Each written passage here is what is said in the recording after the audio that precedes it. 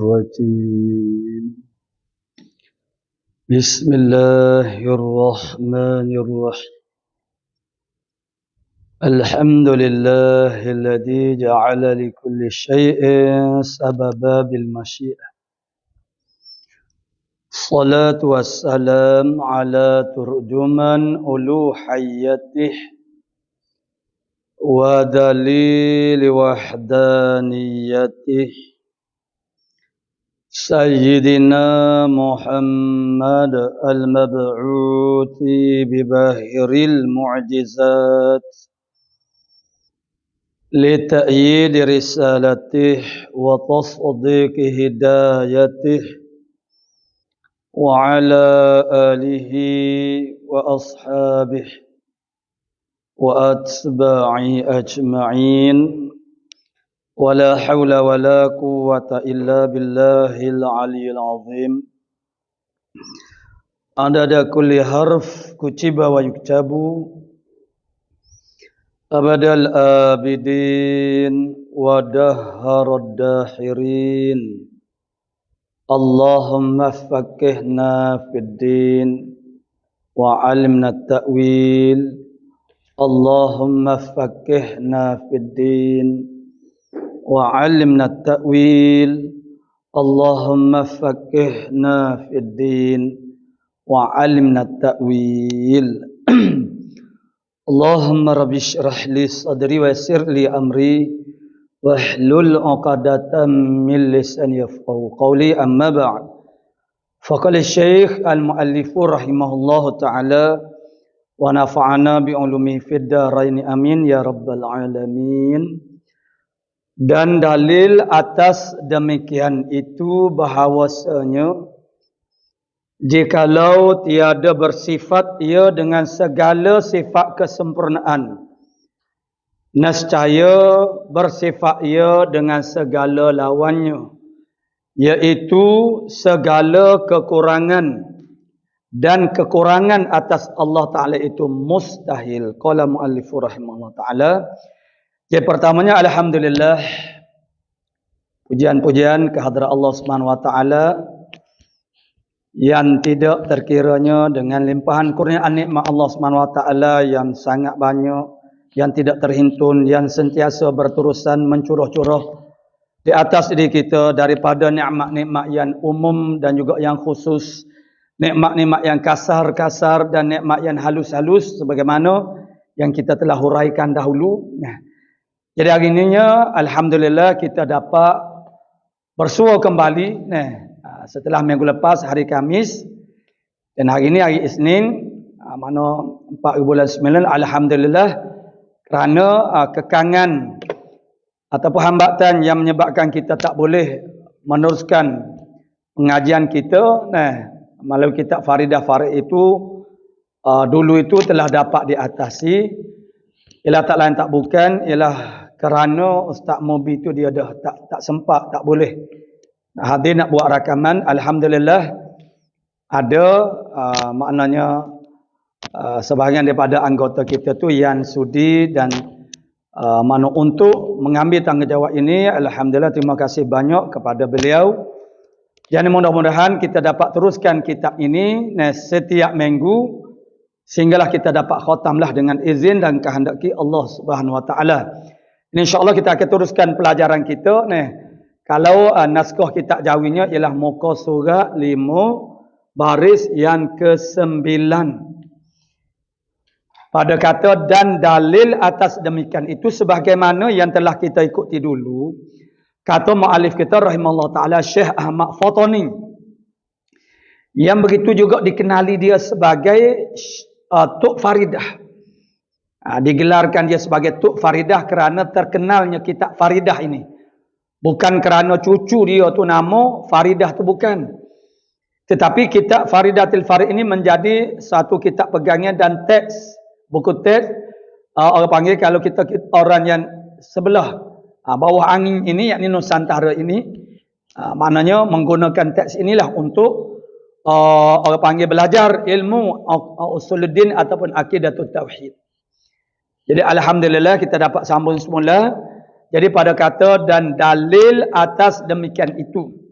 Jadi sebagaimana yang telah kita ikuti dulu, bahasanya mu'alif kita sebut apa dia?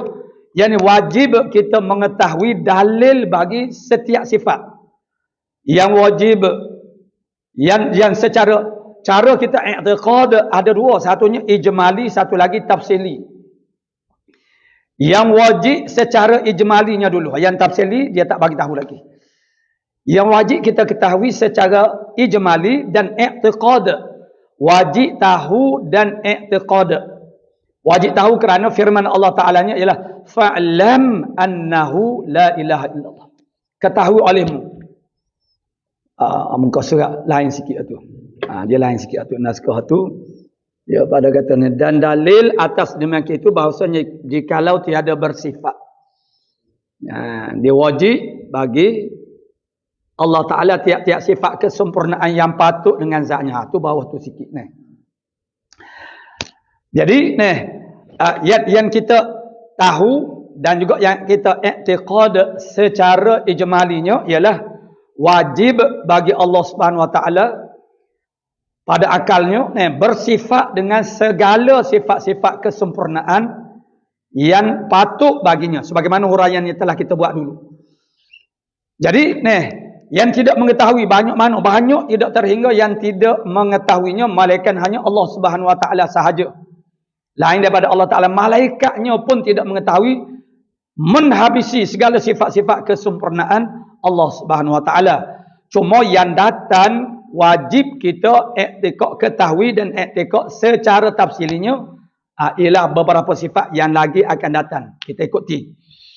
Jadi i'tiqad yang secara ijmali pun dia kena ada dalil.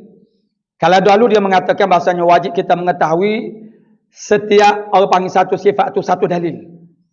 Wajib mana Allah Ta'ala bersifat dengan wujud, apa dalilnya? Qidam, apa dalilnya? Baqa, apa dalilnya? Mukhalafah, apa dalilnya? Walaupun kita kata tiap-tiap satu sifat itu wajib kena ada dalil tersendiri, hakikatnya semuanya dalil itu satu saja, ialah kejadian alam ini. Cuma cara kita bawa dia, macam mana untuk kita kaitkan kejadian alam ini menunjuk kepada wujud Allah Ta'ala. Bagaimana kita kaitkan adanya alam ini, kewujudan alam ini kepada sifat qidam Allah Ta'ala. Bagaimana kita kaitkan adanya alam ini menunjuk kepada mana bersifat Allah Ta'ala dengan baqa seterusnya mukhalafah sehinggalah sifat ma'ani mana juga maknawiyah. Jadi semuanya sebenarnya dalil yang sama. Cuma dari sudut kata-katanya, ibaratnya dia kata wajib bagi setiap sifat itu. Yang wajibnya, yang mustahilnya. Yang mustahil pun kena ada. Setiap satu daripada sifat mustahil itu kena ada. Ada dalil dia tersendiri. Namun dalilnya ialah sama. Dalil sifat yang wajib itulah juga dalil sifat yang mustahil. Jadi dalil atas demikian itu. Mana demikian itu? Wajib Allah Subhanahu Wa Ta'ala bersifat dengan segala sifat kesempurnaan yang patut baginya. Dan wajib kita sucikan hati kita daripada ada tersilau, tergambar, teriktiqad bahawasanya adanya kekurangan lawan kepada sifat mustahil, yang lawan kepada sifat yang wajib itu. Yang kedua-duanya ialah ala sabilil ijmal, di atas jalan ijmal. Maka dalil atas demikian itu. Makna saat ni bahawasanya dalil ini dipanggil dalil iftiradi. Maksud kita kena kata kalau, jikalau, begitu.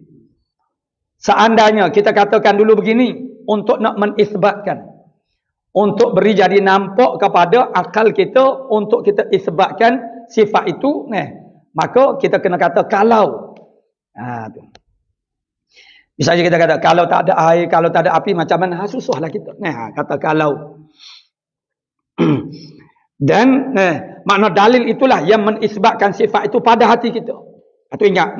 Dalil itu peranan dia untuk menetap, nak menisbatkan sifat itu pada hati kita. Bukan menisbatkan diri, mana diri sifat itu tidak. Ada dalil ke tidak ada dalil, sama saja nisbah kepada Allah Ta'ala.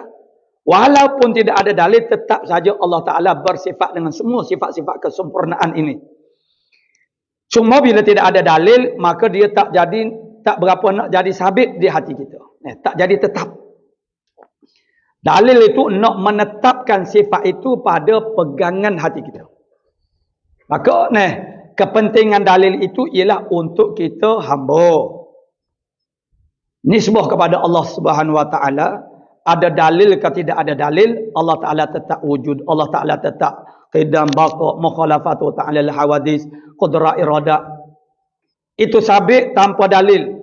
Kenyataan dulu dia kata dalil itulah yang menyabitkan, mensabitkan akan sifat itu ialah pada diri kita hamba. Kalau tidak ada dalil maka dia tak jadi tetap. Bila tak jadi tetap, dia mudah nak tercabut, mudah nak terurai. Sebab ini yang kita simpulkan dia. Kita simpulkan dia maksudnya kita kena mati. Mati stem. Mati dia. Kalau besi kita kata welding, teri. Paterikan dia. Ialah dengan dalil. Bila ada dalil, pegangnya kita tu akan jadi sabit, akan jadi tetap. Tidak akan bergoncang. Tidak akan jadi goyah. Tidak mudah untuk nak teralih. Bergoncang, teralih, tumban, tercabut. Ada. Dalil itulah yang menetapkan mana i'tiqad ataupun akidah yang kita pegang itu. Jadi, dalil atas yang demikian itu, bahawasanya, jikalau tiada bersifat ia dengan segala sifat kesempurnaan. Kalaulah kita katakan bahawasanya Allah Subhanahu Wa Taala ini, dia tidak bersifat dengan sifat kesempurnaan, dia akan ada natijah dia akan ada rintitan daripada itu, susulan daripada tidak bersifat dengan sifat kesempurnaan, nescaya bersifat ia dengan segala lawannya. Itu kaedah dia, kaedah akal. Dua perkara yang berlawanan tidak boleh berhimpun. Ada kedua-dua tak boleh. Dan tidak ada kedua-dua pun tidak boleh juga. Dua yang berlawanan ini dipanggil sebagai diddun. Mana dua? Jadi diddani. Seperti gerak dengan diam. Gerak dengan diam bagi suatu jirin itu wajib mengambil salah satu daripada diam ataupun gerak. Jadi kalau diam dan gerak ini sama, ada sekali pada suatu jirim itu pada satu masa, mustahil akal kita kata, tak terima pada akal kita adanya berhimpun begitu. Tidak ada kedua-dua pun tak boleh juga. Ini untuk perkara yang dipanggil sebagai didd. Adapun perkara yang dipanggil sebagai naqid, bahasa Melayu kita panggil lawan juga. Contohnya hitam. Hitam kita kata lawan dia apa dia? Putih. Hakikatnya bukan begitu. Hakikatnya sebab hitam lawan dia tidak hitam. Karena bila kita katakan hitam, mana kalau kita kata putih, mana itu ala sabil ghalabah. Walik-waliknya lawan dari sudut orang panggil paling berlawan dengan dia ialah putih, yang paling berlawan dengan dia ialah hitam. Sebenarnya lawan-lawan putih itu masih ada banyak, hijau, biru, merah, kuning. Maka nakid ini dia panggil hitam lawannya tidak hitam, putih lawan dia tidak putih, berdiri lawan dia tidak berdiri, bukan duduk. Sebab selain daripada berdiri, dia bukan hanya duduk saja, dia ada menelentan, ada berbaring. Jadi itu maknanya berdiri, jangan berdiri. Kalau gitu, ialah kalau dalam majlis itu maklum dah. Maklum bahasa, takkan kita nak tidur, nak menelentan, nak berbaring. Tapi hakikatnya kalau orang kata, kalau dari segi orang panggil ilmu usul fiqh, dia mestilah orang panggil mafhum suatu kalimah itu digunakan secara menhabisi dan secara tepat. Jadi kalau kenyataannya jangan berdiri, boleh saja kita ni duduk, kita baring. Sebab lawan kepada berdiri itu tidak berdiri, bukannya duduk. Jadi berbeza dengan gerak dengan diam. Gerak dengan diam, maknanya lawan gerak ialah diam. Tak ada dah yang lain daripada la salisa. Tidak ada yang ketiga. Dua itu saja. Jadi kalau tidak bergerak bermakna dia diam. Kalau dia diam bermakna dia tak bergerak. Jadi untuk perkara itu perlu dibezakan. Kita perlu bezakan yang mana dipanggil sebagai didd, yang mana dipanggil sebagai naqid. Bahasa Melayu kita terjemah kedua-duanya dengan makna lawan. Gerak lawan dia diam, berdiri lawan dia duduk. Tapi berdiri itu hakikatnya bukanlah lawan dia itu hanya duduk saja. Lawan itu ialah hak selain daripadanya. Selain daripada gerak hanya ada satu saja, diam. Selain daripada diam hanya ada satu saja, gerak. Maka itu dipanggil sebagai diddani, dua yang berlawanan. Maka la yasihu, tidak sah, tidak boleh kita kata bahasanya yajtami'ani fi waqtin wahidin, berhimpun kedua-duanya pada satu masa, yakni gerak dengan diam.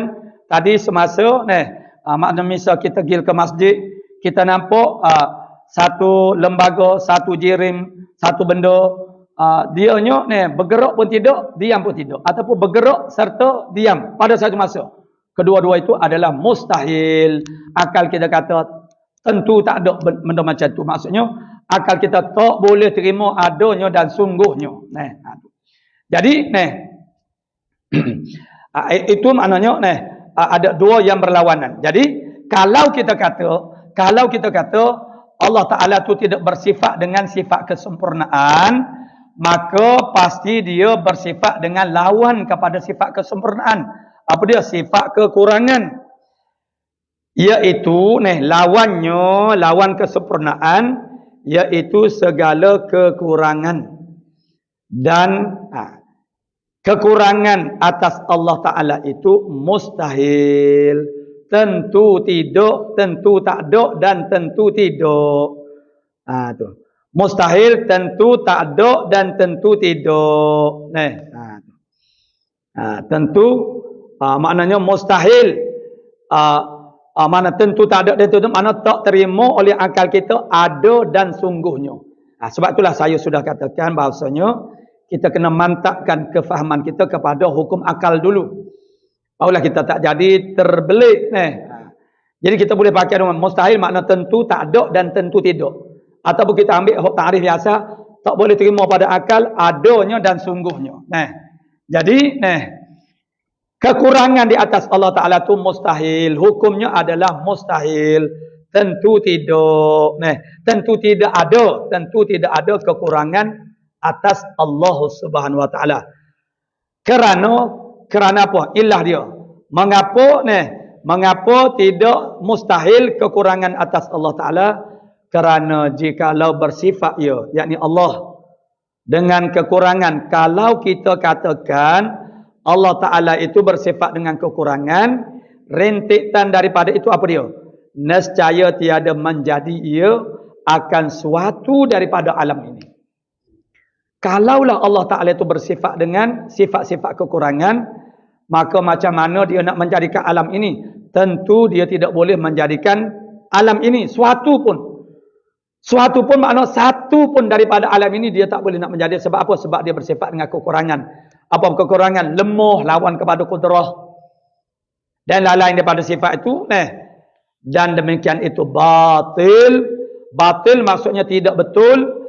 Tidak betul kalau kita katakan bahawasanya Allah Ta'ala itu tidak mengadakan alam ini. Limadha? Kerana apa? Kerana alam ini telah ada dengan musyahadah. Macam mana kita kata alam ini tiada?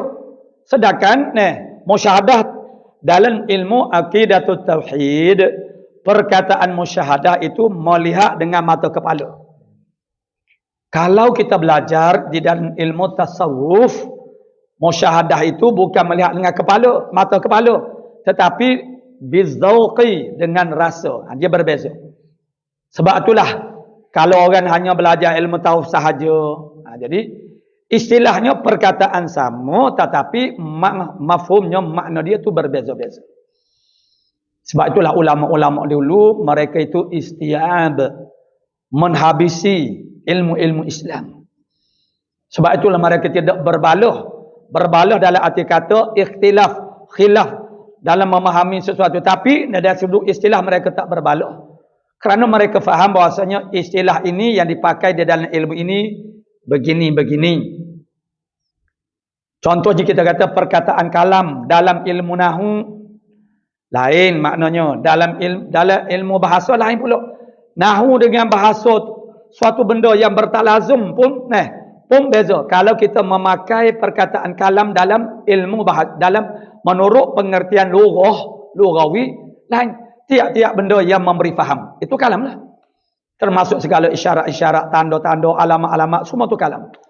Tapi dalam ilmu nahwu lain. Ya mestilah orang panggil, orang panggil lafaz yang tersusun, yang memberi faham. Itu mengikut ilmu nahwu. Kalam dalam ilmu fiqh. Disebut misalnya kita ambil bagaimana penggunaan perkataan kalam ini. Salah satu daripada perkara yang membatalkan sembahyang ialah kalam ajnabi. Kalam ajnabi, makna kalam ajnabi, kalam yang asing. Apa makna kalam di sini? Dua huruf tak memberi faham pun tak apa makna kalam itu. Satu huruf yang memberi faham, itu kalam dah. Tapi dalam ilmu akidah tauhid, ni yang kita nak pakai. Dalam ilmu akidah tauhid, kalam itu apa dia? Sifat Allah Subhanahu Wa Taala. Salah satu daripada sifat ma'ani Allah dan sifat zat yang ada di zat Allah Taala. Jadi berbeza-beza. Dan itlaq ni maksudnya kita sebut perkataan kalam itu dia ada beberapa itlaq, mana mafhum yang berbeza. Misalnya Quran yang kita baca itu juga diitlaqkan sebagai kalamullah. Tetapi dengan makna yang macam mana? Adakah maksud dia itu adalah kalamun hakiki yang kita bahaskan ini sebagai sifat Allah Taala? Tidak. Itu lagi akan datang. Jadi maknanya di dalam ilmu-ilmu yang berbeza itu perkataan yang sama tetapi makna dia berbeza. Sekarang perkataan musyahadah. Bila kita bertemu dengan perkataan musyahadah di dalam ilmu akidah tauhid, dalam ilmu usuluddin, maka pemakaian maknanya ialah apa yang kita lihat, makna musyahadah itu kita lihat dengan mata lender kalau orang Kelantan, ataupun mata kepala. Tapi perkataan musyahadah ini yang digunakan dalam ilmu tasawuf, musyahadah akan Allah, bukan nampak zat Allah Ta'ala dengan mata lender kita, mata kepala kita, itu bukan. Kalau kita menartikan begitu, maka dia akan jadi salah. Maka sebab itulah apa yang berlaku di kalangan para juhalat, orang-orang yang jahil, yang membaca kitab tasawuf yang peringkat tinggi pula. Dia ada basic, dia ada pertengahan, dia ada peringkat tinggi. Tanpa mereka itu memiliki ilmu akidah tauhid, tanpa mereka itu memahami ilmu fiqh, ilmu syariat. Lalu mereka belajar sendiri ataupun hanya belajar dengan guru, tetapi mereka mana guru menhuraikan ilmu tasawuf itu mengikut orang panggil cara orang panggil huraian ilmu tasawuf. Pembawakan ilmu tasawuf dia berbeza dengan akidah tauhid, berbeza dengan fiqh. Bahasanya pun berbeza. Kalau fiqh bahasanya mestilah bahasa yang soreh makna jelas maknanya. Tidak boleh menggunakan apa makna metafora, masuk bahasa berkias, berlapis, kiasan, tidak boleh. Di dalam menyatakan hukum fiqh. Fiqh itu nak menyatakan hukum.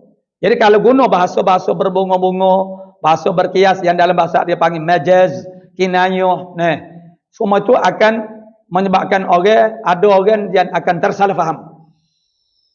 Fiqh itu untuk memberi faham secara tepat sesuatu hukum itu. Jadi macam mana kalau gunakan bahasa tasawuf ialah untuk menyentuh hati manusia. Maka dengan sebab itu tasawuf dia menggunakan perkataan-perkataan secara perlambangan yang dipanggil sebagai kinayah.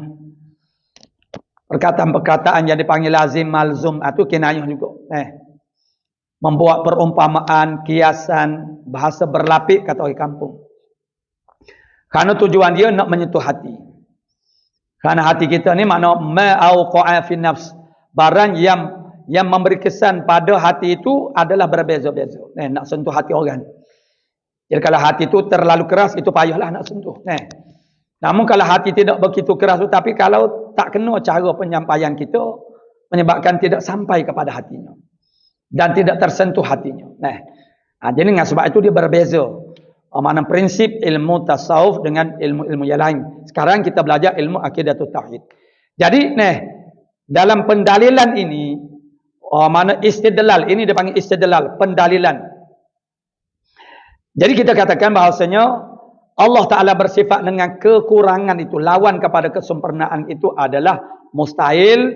Tentu tidak, kerana kalau Allah Ta'ala bersifat dengan kekurangan, maka macam mana dia boleh mengadakan alam ini? Jadi tentu dia tidak mampu untuk mengadakan suatu pun daripada kejadian alam ini. Maka tidak adalah alam ini, kerana Allah Ta'ala tidak boleh mengadakan alam ini. Kalaulah alam ini tak ada, itu batil. Situ, sangkut kepada situ. Tidak ada alam ini adalah batil. Sebab apa? Sebab kita melihat dengan mata kepala kita, alam ini ada. Ini macam mana kita nak menafikan bahawasanya kata alam ini tiada? Tak boleh. Baik. Dia berhenti di situ. Dia berhenti di situ. Pendalilan kita ada berhenti di situ. Kita revise balik. Kita undur balik. Kalau kita tak faham. Sekarang kita melihat. Kita musyahadah. Ini yang kita ambil hujung. Kita klik kepada pangkal. Sekarang kita musyahadah. Melihat dengan mata kepala kita. Alam ini ada.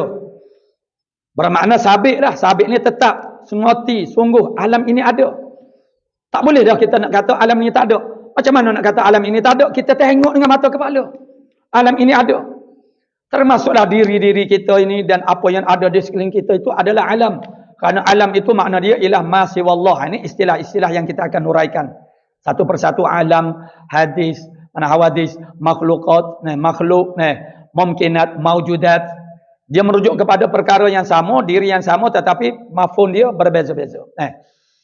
Jadi nama yang berbeza-beza itu ialah kerana i'tibar, kerana merujuk kepada makna yang berbeza tapi diri yang sama. Muhammad, kita kata dia seorang itu bernama dengan Muhammad. Itu nama dia. Kemudian kita kata dia cikgu, merujuk kepada pekerjaan dia. Kita mengatakan dia seorang suami kerana dia orang laki-laki yang ada isteri. Orang yang sama juga. Tetapi dengan nama-nama berbeza dari sudut umumnya dan khususnya. Dari sudut mafhumnya. Jadi kita melihat dengan mata ledai kita, kita melihat dengan mata kepala kita, alam ini wujud, alam ini ada. Maka tidak boleh dinafikan lagi. Alam ini ada. Bila alam ini ada, siapa yang mengadakan dia? Tentu dah Tuhan. Allah Ta'ala yang mengadakan dia. Allah Ta'ala mengadakan dia, alam ini yang sudah ada sekarang ini dah. Maka menunjukkan apa dia? Menunjukkan Allah Ta'ala itu bersifat dengan kuasa. Menunjukkan dia bersifat dengan iradah. Kalau tak ada iradah, tak ada kuasa, tak ada kudrah. Dan lain-lain sifat daripada itu. Sebab, mana Allah Ta'ala dah mengadakan alam ini. Itu menunjukkan kepada sifat-sifat kesempurnaan Allah Ta'ala. Dia sampai ke situ selalu dah.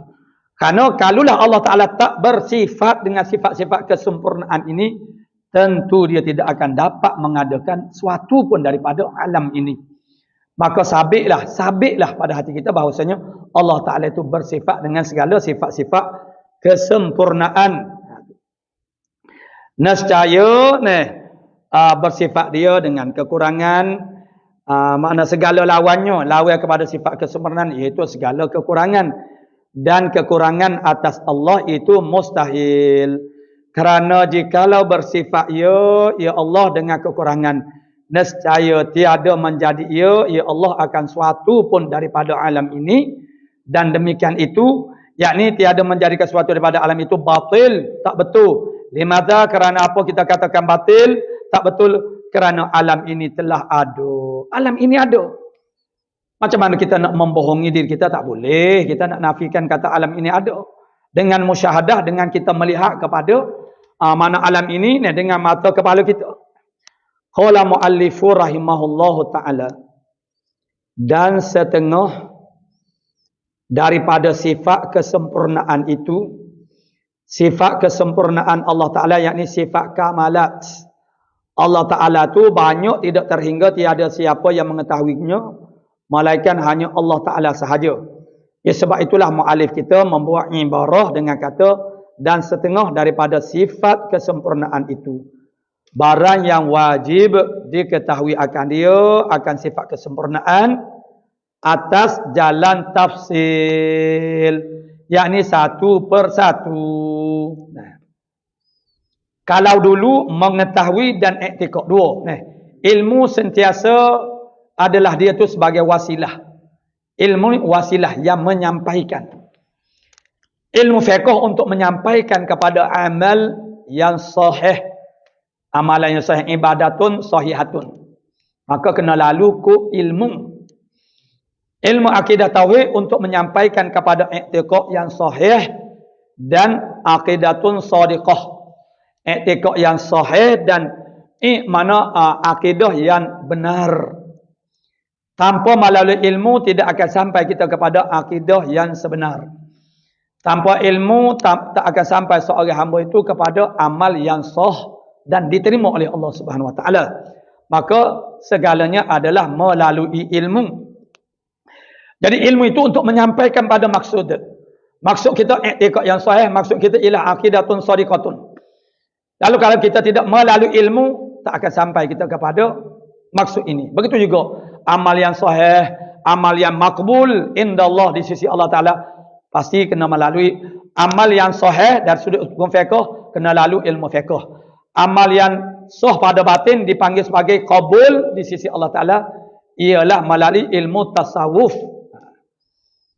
Dan amal yang sah itu ilmu akidah tauhid sekarang ini yang kita belajar. Sebab tanpa iman yang sahih, jawab dia Allah Ta'ala tak pandang sedikit pun amalan kita. Amalan orang kafir tidak dihargai sedikit pun oleh Allah Subhanahu Wa Taala. Sebab itulah kita kena pastikan akidah kita shadiqah dan i'tiqad kita sahihun. Wa kana sa'yukum mashkura, adalah usaha kamu disyukurkan, dihargai. Siapa dia kamu tu? Orang-orang yang beriman. Orang yang tak beriman, orang kafir, Allah Ta'ala tak pandang. Allah Ta'ala, walaupun mereka melakukan kebaikan, memberi pertolongan kepada manusia, menolong manusia, membuat kebaikan, memberi, dan banyak lagi yang dilakukan, jasa-jasa sumbangan mereka dalam kehidupan ini, semuanya tidak dihargai oleh Allah Ta'ala kerana tidak ada asas hubungan dengan Allah Ta'ala, itulah iman. Mereka tidak mengenali Allah Ta'ala, itu jenayah yang paling besar yang dilakukan kepada Allah Ta'ala oleh manusia ialah tak kenal Allah Ta'ala. Tuhan yang menjadikan dia dan memeliharanya, yang menjaganya sepanjang masa. Daripada permulaan kejadiannya sehingga sekarang dan sampai bila-bila, tiba-tiba dia tak kenal Tuhannya itu satu kesalahan, satu jenayah yang paling besar. Sebab itulah berhak mereka itu untuk mukhalladun finnar, kekal selama-lamanya di dalam neraka. Jadi maknanya yang wajib yang wajib kita ketahui secara secara ijmali, satu lagi secara tafsili. Jadi ilmu itu yang menyampaikan kepada amal yang sahih, dua perkara, maknanya akidah yang benar dan juga perbuatan amal ibadat itu betul dengan syariat. Jadi sekarang kita nak belajar tentang ilmu-ilmu untuk memastikan betul i'tiqad kita dan juga akidah kita. Kerana kata Al-Imam Ghazali dalam kitab Minhajul Abidin, kaifa anta abuda man la ta'rifuh farubbama anta ataqida mimma yukhaliful haqq. Macam mana kamu menyembah Tuhan yang kamu tidak mengenali akan dia.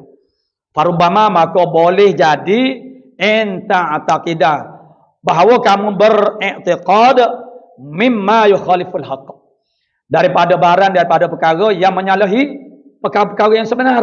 Kalau ini yang berlaku, fatakunu ibadatuka haba'an manthura, maka jadilah ibadat engkau seperti debu-debu yang sangat halus yang berhamburan, bertaburan, bertebaran entah ke mana perginya. Maksudnya ibadat kita akan jadi sia-sia tanpa pengenalan kita terhadap Allah Ta'ala, tanpa i'tiqad yang sah, tanpa akidah yang shadiqah, akidah yang benar. Itu asasnya. Kemudian barulah kita pergi kepada belajar ilmu fiqh untuk membetulkan cara pelaksanaan ibadat itu. Dan akhirnya supaya diterima, tadi untuk mengesahkan dua perkara. Mana dua ilmu? Mana untuk wisah akidah, wisah mana ibadat akhirnya. Dan untuk mendapat pahala, untuk mendapat janji-janji Allah Subhanahu Wa Taala. Allah Ta'ala memerintahkan kita melakukan ibadat, dan apa sahaja perintahnya itu Allah Ta'ala janjikan dengan wa'ad dan wa'id. Wa'ad, janji manis, wa'id, janji seksa. Kalau kita tak buat, Allah Ta'ala ancam kita untuk menyeksa kita. Dan janji manis, wa'ad, Allah Ta'ala beri harapan kepada kita untuk mendapat orang panggil balasan-balasan yang disukai oleh kita. Jadi untuk mendapat janji Allah Ta'ala, untuk dapat pahala, untuk diterima amalan kita, itu kita kena belajar dalam ilmu tasawuf. Dia panggil sah pada batin. Dalam ilmu fiqh dia panggil sah pada zahir sahaja. Jadi kalau kita belajar fiqh tentang bab sembahyang, dia hanya membicarakan sah pada zahir saja. Dari sudut syariat, dari sudut fiqh. Sah dari sudut batinnya dibicarakan dalam ilmu tasawuf. Sah pada batin itu syarat yang berbeza pula. Kena ikhlas. Kalau sembahyang makna kena khusyuk. Sembahyang tak khusyuk, sembahyang tak ikhlas. Sah sembahyang itu dari sudut hukum fiqh. Tetapi kita tidak akan mendapat janji Allah Subhanahu Wa Taala. Janji segala kebaikan yang Allah Ta'ala nak beri di akhirat kelak. Dan yang di dunia pun ada juga. Allah Ta'ala janjikan dengan kebaikan-kebaikan. Dan faedah-faedah dunia pun ada. Tapi dengan syarat sah pada batin ni. Yakni dengan ikhlas umpamanya. Jadi, begitulah. Makna yang wajib kita ketahui secara tafsili. Jadi, dan setengah daripada sifat kesempurnaan itu barang yang wajib diketahui akan dia, akan barang yang itu atas jalan tafsil. Tafsil makna bilan satu per satu. Kalau kita kata buah-buahan itu ijmal, borong. Awak sekarang buat kerja apa saya menjual. Menjual apa dia? Buah-buah. Itu dia panggil borong. Kalau dia kata dia menjual buah cempedak, buah nangka, buah durian, buah dokun, buah nanas, itu nama dia tafsili. Saya jual barangan perabot, itu ijmali. Saya jual katil, saya jual kerusi set, mana sofa, saya jual meja, saya jual almari, nama dia tafsili. Saya jual, saya sekarang berniaga barang-barang elektronik, itu ijmali. Tafsilinya ialah peti sejuk, mana televisyen, kipas, lampu dan lain-lainnya daripada barangan mesin membasuh kain. Semua itu dipanggil itu secara tafsili satu per satu. Jadi sifat kesempurnaan Allah Taala amat banyak. Ingat ni, pergi hak ni dulu. Itu secara ijmali. Sifat kesempurnaan Allah Taala banyak. Tidak diketahui oleh makhluk sebanyak mana. Yang mengetahuinya hanya Allah Ta'ala sendiri. Namun, yang wajib kita ketahui secara tafsilinya, ini yang akan sebut berapa sifat. Iaitu 13 sifat sahaja. Mengikut qaul yang rajih. Bermakna ada khilaf ulama. Soalannya, berapakah sifat-sifat ketuhanan Allah Ta'ala? Ataupun dikatakan sebagai sifat-sifat kesempurnaan Allah Ta'ala ini, yang wajib kita mengetahui dan i'tiqadnya secara tafsili, maka jawab dia, ada qaul mengatakan 13, sebagaimana disebut tadi. Ada juga mengatakan 20. Bahkan ada tambahan lagi. Dalam kitab kita ini akan ada tambahan 2 sifat ma'ani dan 2 sifat ma'nawiyah. Jadi 24. Itu berlaku di atas khilaf ulama. Jadi kata mu'alif kita, dia jawab dengan yang qaul yang rajih. Qaul yang rajih ini ialah rajih maknanya kuat. Bila dikatakan kuat ialah min haitsud dalil, dari sudut dalil. Dalilnya kuat. Kuat makna terang, jelas. 13 sifat ini. Yang kalau dibagikan kepada kumpulannya ialah sifat nafsiyah, salbiyah dan ma'ani. Tidak termasuk sifat ma'nawiyah. Ini yang wajib kita ketahui secara tafsili. Yang membilangnya 13 sifat. Itulah qaul yang dibawa oleh pengasas ilmu aqidatut tauhid. Itulah Iman Abu Hasan Asy'ari. Itu ilmu tauhid. Pelopornya, perintisnya. Bukan tauhid. Tauhid lain. Ilmu tauhid lain. Tauhid ini sudah ada semenjak Nabi Adam AS. Nabi Adam ialah orang yang mula-mula mentauhidkan Allah Subhanahu Wa Taala, sebab dia mula-mula yang wujud, yang ada daripada kalangan manusia. Dan dia mentauhidkan Allah Subhanahu Wa Taala. Jadi tauhid itu sudah ada pada zaman Nabi Adam AS. Ilmu tauhid itu tak ada lagi. Ilmu tauhid itu merujuk kepada segala kaedah-kaedah yang disusun oleh para alim ulama untuk memahamkan kita tentang tauhid. Ya, itu maknanya ilmu tauhid. Ilmu tauhid itu ialah kaedah-kaedah, kaifiat-kaifiat yang tertentu untuk kita memahami tauhid. Itu makna asas-asas kepada cara kita memahami dan terjaga fahaman manusia daripada tersasar, tersalah di dalam memahami akidah tauhid ataupun memahami tauhid. Maka di antaranya diwujudkan istilah-istilah, mustalahat, perkataan-perkataan yang disepakati maknanya apa dia, supaya dapat jaga manusia daripada memahami tauhid itu sembrono mengikut selera masing-masing. Tak boleh. Kaedah, mana kitab, ada kitab pula. Kitab itu ada cara perbahasannya. Uslub, metode membicarakan tauhid itu ada kaedah dia. Kitab itu dia ada kaedah bagaimana membicarakan tauhid. Tak sama kitab-kitab yang membicarakan hukum hakam, hukum syar'iyah, lain caranya. Jadi itu yang dikatakan ilmu. Ada kitabnya, ada kawaidnya, makna kaedah-kaedahnya, ada caranya untuk memahami iman, untuk memahami tauhid. Yang pertama akidahnya, kemudian masailnya, isu-isu, masalah yang berlaku maknanya sekitar sesuatu akidah itu. Misalnya kudrat, sifat kudrat itu satu akidah yang kita pegang. Maka daripada sifat kudrat itu akan terbitlah beberapa isu yang berlegar di tengah masyarakat zaman dahulu dan sehinggalah sampai kepada zaman kita sekarang. Kita kena belajar isu-isu yang berlaku pada zaman dahulu, masalah-masalah, fahamkan dulu akidah itu secara mantap, kemudian fahamkan isu-isu yang berlaku pada zaman-zaman dahulu. Kemudian kita tatbik, kita pelaga dengan isu-isu yang wujud pada masa sekarang yang berkaitan dengan akidah-akidah itu. Jadi kita kena tahu, kena peka.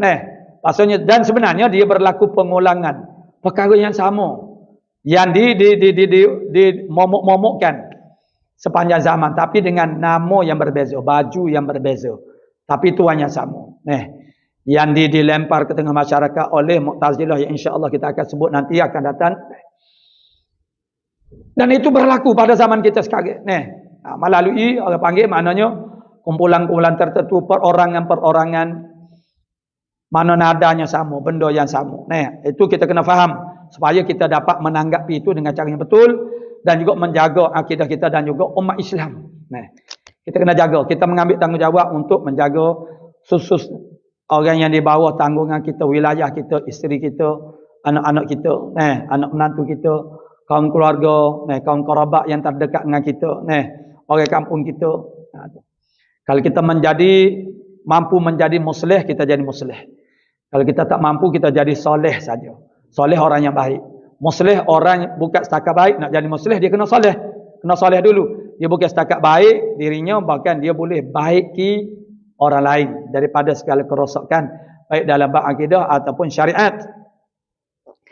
Jadi yang wajib kita mengetahui dan i'tiqad sifat kesempurnaan Allah Taala secara tafsili ialah 13 sifat.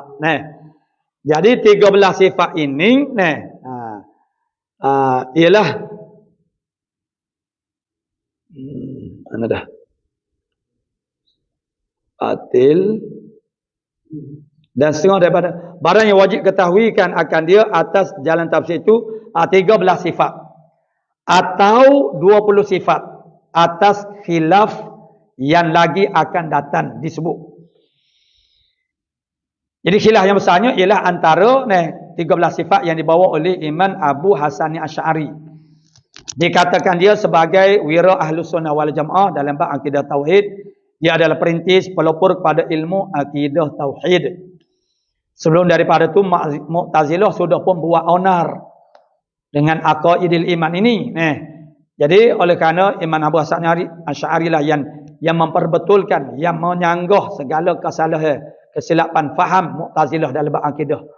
Maka dia disebut wira Ahli Sunnah wal Jamaah dan dia disebut sebagai perintis pelopor kepada akidah Islam yang sebenar.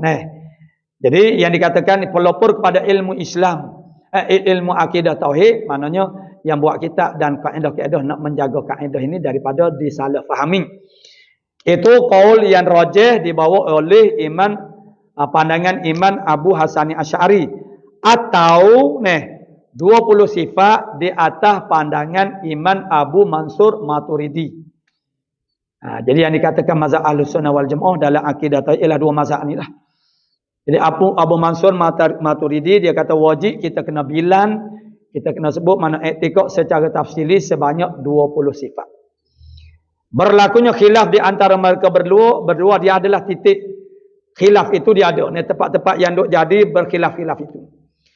Yang lagi akan datang uraiannya dan juga keterangannya tentang sifat 13 dan juga 20 sifat ini. Dan qaul yang rajih itu qaul yang pertama, wajib kita mengetahui dan i'tiqad sifat kesempurnaan Allah Taala secara tafsili sebanyak 13 sifat. Itu qaul yang rajih. Rajih kuat dari segi dalilnya. Dan 7 yang tinggal lagi itu wajib diketahui atas jalan ijmal. Bagi orang yang membiliki yang wajib mengetahui secara tafsir itu sebanyak 13 sifat, bukan mereka itu menafikan 7 lagi sifat mencukupkan 20 sifat, iaitulah sifat maknawiyah itu. Bukan mereka menafikan sifat maknawiyah, kerana sifat maknawiyah pun setengah daripada kesempurnaan. Cuma tidak perlu bilan 2 kali. Kerana bagi qaul yang Imam Abu Hasan Asy'ari, bagi qaul yang rajih ini, yang bila 13 ini, bagi mereka sifat maknawiyah yang dipanggil sebagai sifat ahwal itu adalah sudah terkandung dah di dalam kata sifat ma'ani. Bila kita katakan bahawa Allah Ta'ala bersifat dengan qudrah, maka di dalam sifat qudrah itu sudah ada dah kaunuhu ta'ala qadiran, maka tidak perlu diulang sebut lagi kaunuhu ta'ala qadiran, kerana dia sudah mutadamminun, dia sudah ada secara tadammum di dalam sifat ma'ani. Manakala Imam Abu Mansur Maturidi dia kata tak boleh. Dia kata kaunuhu ta'ala qadiran lain, mustaqillun, mana berasingan dengan sifat kudrat. Kaunuhu ta'ala muridan lain daripada sifat iradah. Maka kena bilan 2 kali. Yang bila 13 kali secara tafsir itu ialah kerana maknawiyah itu dia kira sudah terkandung dah. Jadi mengapa nak bilan 2 kali? Seperti kita kata baby yang dikandungi, seorang ibu yang mengandung, tu siknya so jelah. Kalau baby yang sudah keluar daripada ibu umur setahun, takkan nak ambil sik lain, bayar lain.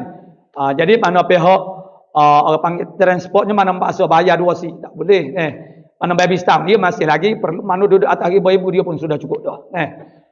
Jadi bagi setengah orang lain dia berkerah, dia kata ai kena ambil sik yang lain pula sebab 2 orang dia kira. Tak kira 2 orang, baby tu lain daripada ibu. Jadi begitulah sekitar perkhilafan itunya. Jadi Abu Hasan Asy'ari kata, tak payah pilih pula lah, moga benda duk dalam dia dah. Nak pilih bak puas sukunya wak banyak bekah orang panggil. Wak banyak bekah. Kalau kita buat jamuan ke apa banyak bekah kerana duk bubuh. Kalau letak satukan 2 perkara tu kita 2 in 1 kita kata jadi tidaklah banyak bekas. Abu Mansur Maturidi kata, tak boleh. Mana boleh nak pilih sekalinya? Nak satukan, nak pilih sekali 2 benda yang berbeza. Mana boleh kita pilih sekali? Kena pilih 2 kali. Itu saja. Bukanlah maksudnya orang yang mengatakan wajib secara tafsirnya 13 sifat ini, dia menafikan sifat maknawiyah. Itu tidak sekali-kali. InsyaAllah kita akan baca dia punya taklid dia di bawah sana. Ada. Lagi akan datang. Kerana tidak boleh menafikan sifat kesempurnaan Allah Ta'ala.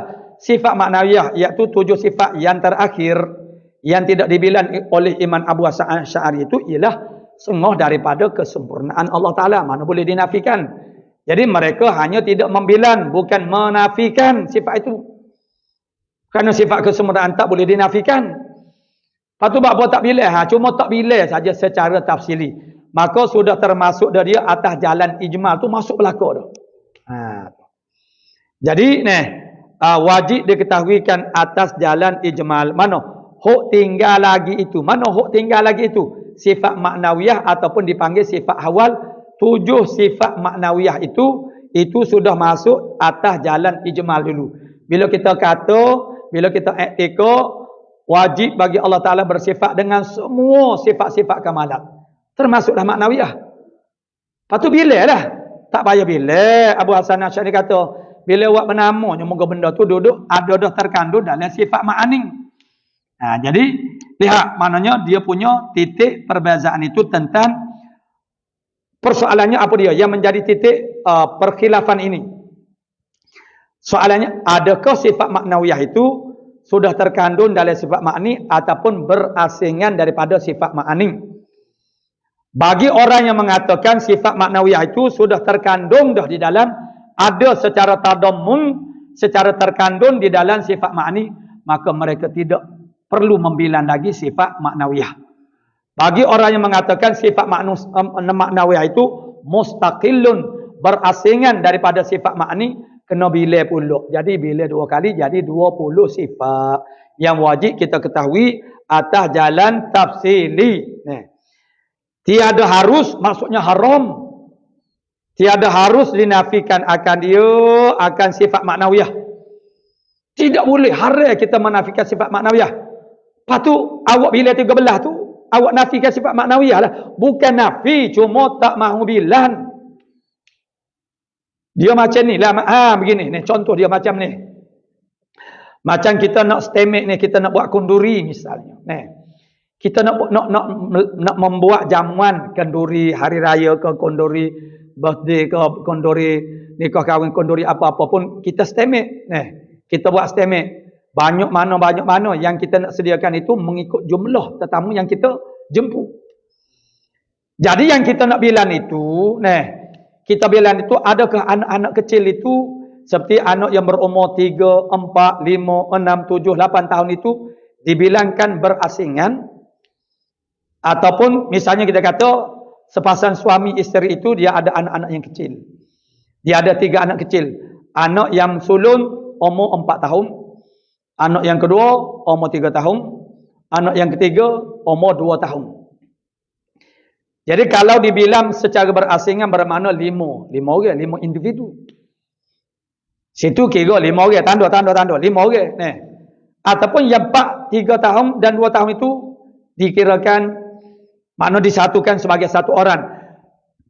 Nisbah kepada mereka makan itu jumlahnya tak sampai seorang pun. Ataupun diabaikan, tidak dibilang pun. Kerana itu dibilang itu untuk makanan yang utama, yang makan nasi dan gulainya. Budak-budak tu dia tak makan pun nasi, dia makan kuih-kuih coklat begitu, misalnya begitu. Maka ni berbalahlah 2 orang ni. Hai, kena bilang, dia kata, budak pun makan nasi juga. Kalau anaknya 3 orang, suami isteri, 5 orang dah. Mung ni tak pandai bila. Dia kata awak tak pandai bila. Sedangkan yang membilang itu dia mengambil kira. Takkanlah anak yang 4 tahun boleh jadi makan nasi, anak yang 4 tahun, yang umur 2 tahun itu makan nasi, dan kalau dia makan pun banyak mana. Maka solat kalau dah ramai-ramai semua gitu, tak apalah kita stemikkan dia. Kalau panggil 10 orang itu ataupun 5 orang, kanak-kanak yang kecil itu seolahnya 1 orang misalnya begitu. Maka mereka itu ada tu secara tadamun, begitu. Jadi khilaf itu berlaku kerana ini. Kerana Imam Abu Hasan Asy'ari yang insya-Allah lagi akan datang kita akan terangkan, memahamkan bahawasanya sifat maknawiyah itu sudah terkandung dah di dalam sifat ma'ani. Bukannya beliau menafikan sifat itu, tidak menisbat sifat itu, bukan. Kerana tiada harus menafikan yang demikian itu. Kerana tiada harus dinafikan dia sifat maknawiyah saat ni. Ataupun dipanggil sebagai sifat awal. Kerana dia itu adalah setengah daripada kesempurnaan. Tidak harus menafikan sifat maknawiyah dengan ijma' ulama. Sepakat ulama mengatakan bahawa tidak harus haram menafikan sifat maknawiyah. Ada haram menafikan sifat maknawiyah. Kenapa kamu bilang 13? Aku bilang 13 kerana yang sifat maknawiyah itu dia wujud secara tadammum di dalam sifat ma'ani. Jadi tidak perlu bilang, bukan saya menafikan. Kerana menafikan sifat maknawiyah itu hukumnya adalah tidak harus manaharan ijma' ulama. Kerana apa? Kerana apa haram? Kerana apa tiada harus menafikan sifat maknawiyah itu? Kerana ia sifat maknawiyah itu setengah daripada segala perkara kamalat. Kamalat sifat-sifat kesempurnaan. Maka barang siapa menafikan dia, jadi ia kafir. Itu ada angka 2, ada huraian di luar itu. Jadi ini menafikan sifat manawiyah itu boleh jadi kafir. Macam mana? Kita lihat huraian macam mana. Jadi dalam bab takfir, mengkafirkan orang itu kita perlu berhati-hati, perlu faham. Cukup-cukup. Jangan kita hanya sekadar itu saja. Ada huraian dia lagi. Huraian dia itu dalam bentuk taklid di luar di sana. InsyaAllah kita berhenti di situ. Mudah-mudahan kita dapat memahami bahagian yang kita baca tadi. Dan akhirnya ilmu ini, program kita ini akhirnya memberi manfaat lah. Itulah harapan kitanya supaya para peserta dapat memahami huraian saya. Itu makna, itulah benda yang paling mahal lah, kefahaman, al-fahmu.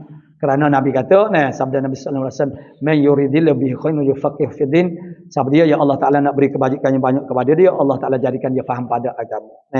Luput faham, orang panggil pada ilmu Islam, tauhidnya itu menyebabkan kita akan rugi serugi-ruginya kerana anutan agama kita itu tidak akan jadi betul, baik dalam bab akidah ataupun amalan kita dan kesempurnaan kedua-duanya. Ila akhir. Wallahu subhanahu wa ta'ala a'lamu bis-shawab. A'udzu billahi minasyaitonir. Bismillahirrahmanirrahim. Alhamdulillah rabbil alamin. Wassalatu wassalam ala asyrafil anbiya wal mursalin wa ala alihi wasallam. Allahumma taqabbal minna innaka antas sami' wa tub 'alaina ya maulana innaka antas. Allahumma inna nas'aluka al-'ilma wa inabatal mukhbitin wa syukras sabirin wa tabatas siddiqin. Sallallahu alaihi wasallam Muhammadin wa ala alihi wasallam. Walhamdulillah.